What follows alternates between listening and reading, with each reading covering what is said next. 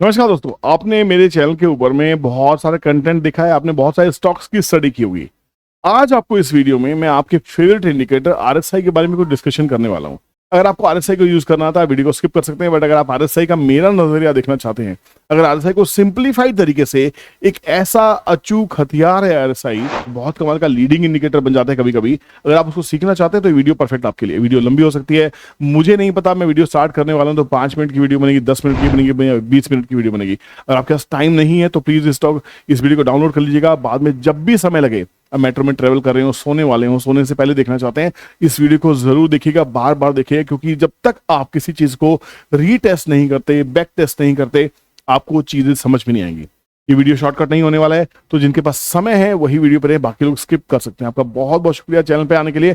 Channel को subscribe करके रखिए। हमारे 2 चैनल हैं, दोनों चैनल के ऊपर में बहुत सारा कंटेंट हमारा आता है। इस चैनल पे हमारे 2 कंटेंट डेली आते हैं, और जिस चैनल पे आप वीडियो देख रहे हैं इसके ऊपर 1 कंटेंट डेली आता है। तो यहाँ पे दोनों चैनल को सब्सक्राइब करके रखें ताकि कोई कंटेंट आपसे मिस ना हो। अब सबसे पहले बात करते हैं आरएसआई की। आरएसआई बहुत ही सिंपल इंडिकेटर है। किसी भी ट्रेडिंग टर्मिनल पे जब आप आरएसआई टाइप करते हैं, आरएसआई, तो यहाँ पे लिखा आता है रिलेटिव स्ट्रेंथ इंडेक्स। अब रिलेटिव स्ट्रेंथ इंडेक्स जब क्लिक करते हैं तो यहाँ पे आरएसआई 14, SMA 14 आ जाता है।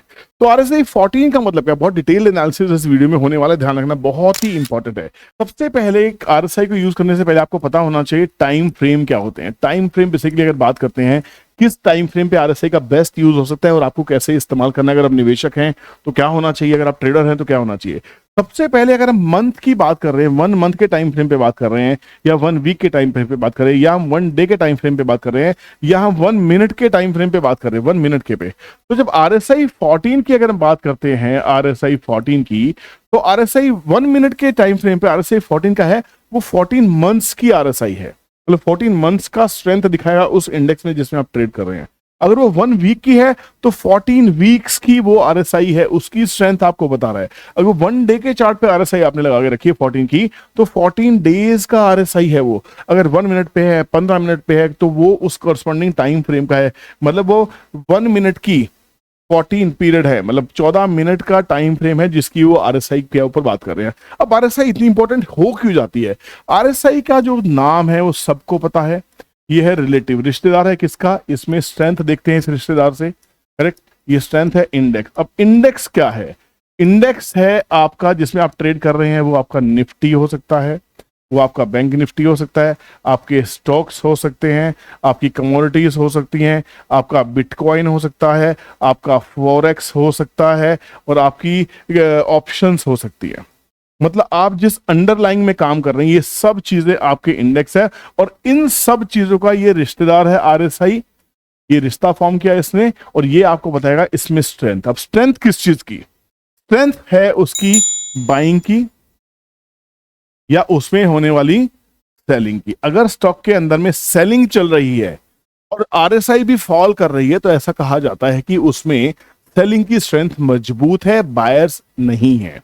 अगर आरएसआई भी इंप्रूव कर रही है, प्राइस भी इंप्रूव कर रहा है, ये 2 सिनेरियोज रहते हैं। यहाँ पे हम एक काम करते हैं, यहाँ पे हम करते हैं प्राइस, हम इसको प्राइस मान लेते हैं और इसको आरएसआई मान लेते हैं। अगर आरएसआई भी इंक्रीज कर रहा है, पैरेलली प्राइस भी इंक्रीज कर रहा है, तो हम ये मान के चलते हैं जो प्राइस में जो स्ट्रेंथ है, जो बायर्स हैं वो एग्रेसिव है, उसमें स्ट्रेंथ है, आप भी उसको बाय ऑन डिप्स की स्ट्रेटजी राइड कर सकते हैं। यहां पे हमारी स्ट्रेटजी रहेगी बाय ऑन डिप्स। मतलब जब भी डिप आता है बाजार में, आप वहां पे रीटेस्ट के लेवल्स के ऊपर में एंट्रीज प्लान कर सकते हैं। अब एग्जैक्टली एंट्री कैसे प्लान करनी है, ये बैक टेस्टिंग का मसला है। यहाँ पे आपको बहुत टाइम बिताना पड़ेगा, सीखना पड़ेगा। एक 10-5 मिनट की वीडियो के अंदर में सभी चीजें कवर नहीं हो सकती, बट समझना जरूरी है कि आरएसआई सभी ट्रेडर्स की, सभी प्रोफेशनल ट्रेडर्स की, इन्वेस्टर्स की इतनी पसंदीदा इंडिकेटर क्यों है, वो होनी क्यों चाहिए। सबके चार्ट्स के ऊपर में आपको आरएसआई जरूर देखने को मिलती है।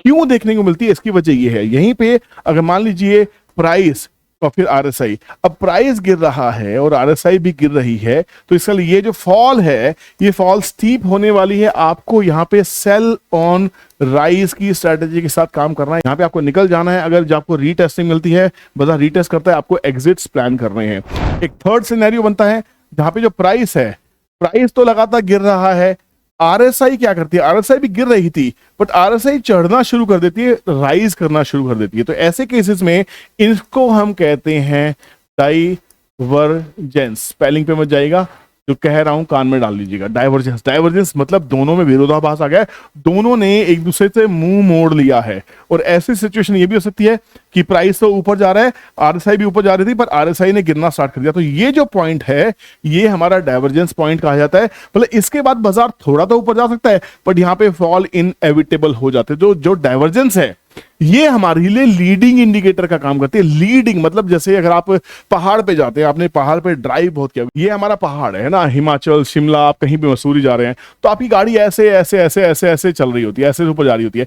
ये जो मोड़ आते हैं यहाँ पे ना, डाइवर्जेंस के बोर्ड लगे होते हैं, लिखा होता है आगे तीव्र मोड़ है, गाड़ी को थोड़ा स्लो कर लीजिए, divergence ahead, steep divergence ahead, sharp U turn ahead. क्योंकि अगर आप इंडिकेटर्स को नहीं स्टडी करेंगे, उस बोर्ड को नहीं पढ़ेंगे और आप मस्ती में आंख बंद करके सोचे भाई प्लेन रोड की तरह गाड़ी चलाए जा रहे हैं, तो आपका एक्सीडेंट होना पक्का है। आप नीचे गिरेंगे गिरेंगे और वो फैटल हो सकता है, आपकी मृत्यु भी हो सकती है। ठीक है, भगवान करे आपने इंश्योरेंस ले रखी हो, ऐसा कभी ना हो। ठीक है, और ऐसा हो तो इंश्योरेंस तो पक्की बात है, होनी चाहिए। तो ये जो डाइवर्जेंस है ये इतनी इंपॉर्टेंट है, ये इतना बड़ा लीडिंग इंडिकेटर, यहां पे आपको तैयार हो जाना चाहिए कि आरएसआई की स्ट्रेंथ में और प्राइस के बिहेवियर में थोड़ा सा विरोधाभास हो गया, थोड़ा चेंज आ गया है, तो आपको अपनी पोजीशंस को कट ऑफ करना है, कम से कम एक सेटलमेंट होने की तैयारी करनी है।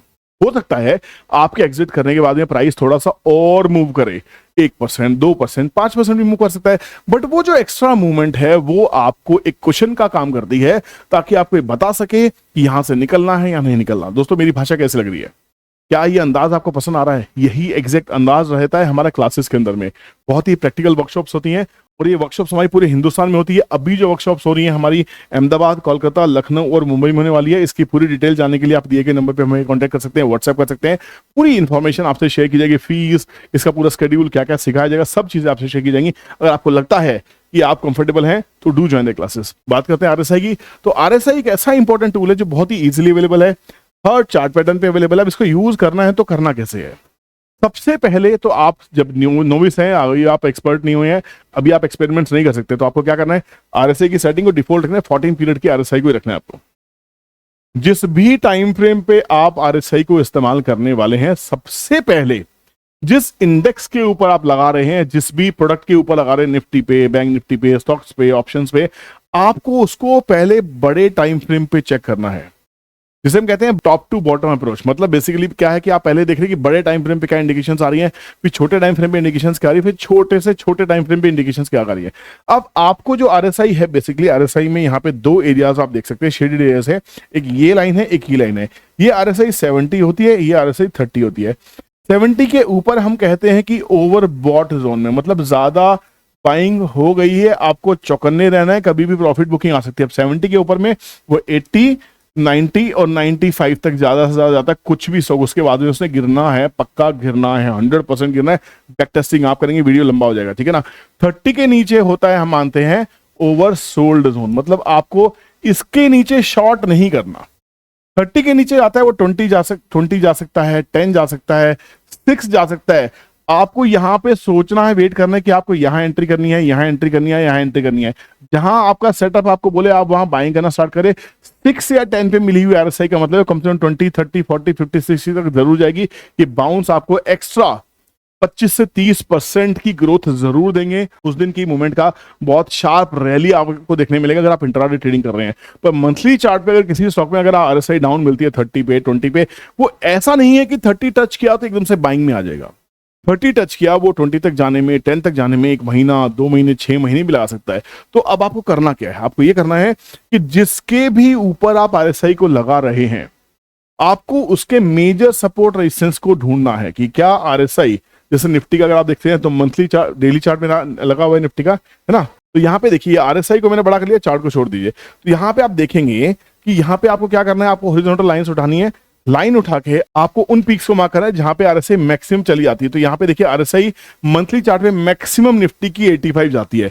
85 का नीचे का पीक अगर आप देखने की कोशिश करेंगे तो यहाँ पे आप पाएंगे कि ये ऐसा कुछ पीक आपको दिखाई देगा कि मैक्सिमम निफ्टी 76, 80 के जोन तक जाती है। उसके बाद आज तक की लाइफ में कभी भी निफ्टी ने इसको क्रॉस नहीं किया है। और जब इसको क्रॉस नहीं किया है तो आप देख सकते हैं कि निफ्टी कभी भी डेली चार्ट में उसके ऊपर नहीं जाती है। ऐसे ही आपको आरएसआई को नीचे की तरफ मार्क करना है। नीचे की तरफ आप मार्क करेंगे तो आप देखेंगे कि 30 के आसपास तो रहती है। 30 के नीचे कितना जाती है, 30 के नीचे जहां जाती है वो आप उसको मार्क कीजिए। आपने यहाँ मार्क किया तो मैक्सिमम आप देखिए निफ्टी के नीचे, 30 के नीचे निफ्टी की RSI 12.97 में 13 के आसपास जाती है। तो अगर निफ्टी आपको यहाँ मिलती है तो यहाँ से बहुत शार्प मूव आएगी और निफ्टी इस मूव से आपको हमेशा 25, 30, 40% की रिटर्न ऑन इन्वेस्टमेंट जरूर दे देगी। ये मेरा बैक टेस्टिंग है, मेरा अनुभव है, मैं गलत भी हो सकता हूँ, प्लीज मुझे गाइड कीजिएगा अगर मेरी कुछ गलती हो जाए तो। इंट्राडे में फिर आप ये देख सकते हैं कि बार बार हिट कहाँ करती है, आप देखेंगे RSI 50 के जोन के आसपास में वो हमेशा एक रेजिस्टेंस या सपोर्ट का काम करता है। तो आपको अपने ट्रेड्स को बहुत फाइनली ऑर्गेनाइज करना है कि क्या 50 पे सपोर्ट ले रही है, 50 से 70 जा रही है तो आप 50 से 70 में ट्रेडिंग कर सकते हैं, 50 से 30 आ रही है तो आप शॉर्ट सेलिंग कर सकते हैं। तो ये आपको हर स्टॉक का इंडिविजुअल देखना होगा। मंथली RSI सपोर्ट्स क्या है, मंथली RSI रेजिस्टेंस क्या है, डेली क्या है, वीकली क्या है, निफ्टी का क्या है, बैंक निफ्टी का क्या है, इन्फोसिस का क्या है, टीसी, सबका अलग हो सकता है।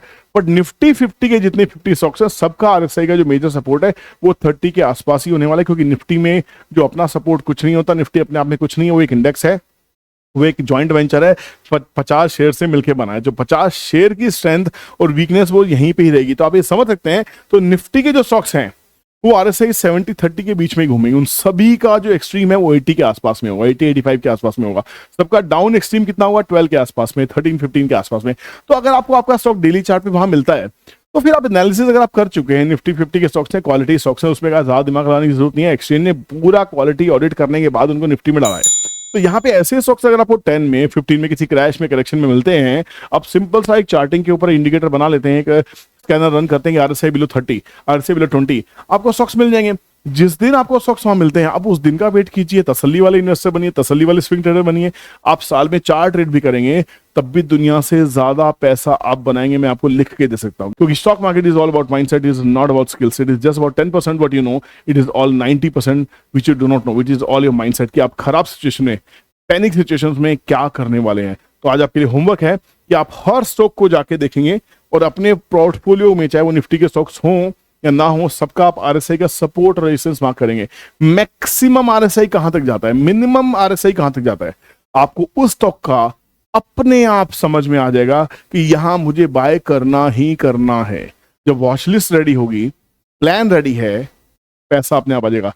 पैसा in stock market is the outcome of practice, perseverance and patience. I hope ये 3 P आप अपने साथ लेके आएंगे ताकि चौथा P, पैसा, आपके साथ चल पड़े, है ना। और आप सीखना चाहते हैं तो प्रोफेशनल क्लास आपका वेट कर रही है। हम फर्स्ट टाइम लखनऊ आ रहे हैं जो दिसंबर के महीने में है, और आपको यहाँ पे हमें ज्वाइन करना है। अहमदाबाद के लिए हमारी बुकिंग्स ऑन, बुकिंग्स हमारी सभी के लिए ऑन है। नीचे दिए गए नंबर पे कांटेक्ट कर सकते हैं। फ्री क्लासेस नहीं है, कोई भी फ्री के लिए कॉल ना करें। 2 दिन होटल में क्लास होती है, फुल डे वर्कशॉप होती है, मॉर्निंग इवनिंग की AM PM टी वहां मिलती है आपको, लंच आपके लिए वहीं ऑर्गेनाइज किया होता है। तो फुल डे आपको सीखना है, सिर्फ नोटबुक्स लेके आना है, ब्लैंक माइंड को लेके आना है, ताकि आप सिर्फ सीख के जाएं।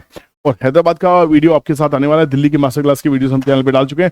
दोनों चैनल पे आपको रहना है, रियल स्काल पर विपुल के ऊपर भी रहना है, और आपको रहना है हमारे विपुल कौशिक के चैनल के ऊपर भी। यहाँ पे दोनों पे आपको कंटेंट मिलेगा, दोनों पे फीडबैक्स मिलने वाले हैं। तो बहुत सारा इंटरेस्टिंग कंटेंट है, आइए सीखिए। तो उसके बाद बाजार को बताइएगा कि बाजार खराब है या नहीं, और बाजार में क्या माइंडसेट हो सकते हैं, क्या नहीं हो सकते, क्या गलतियां आप करते हैं।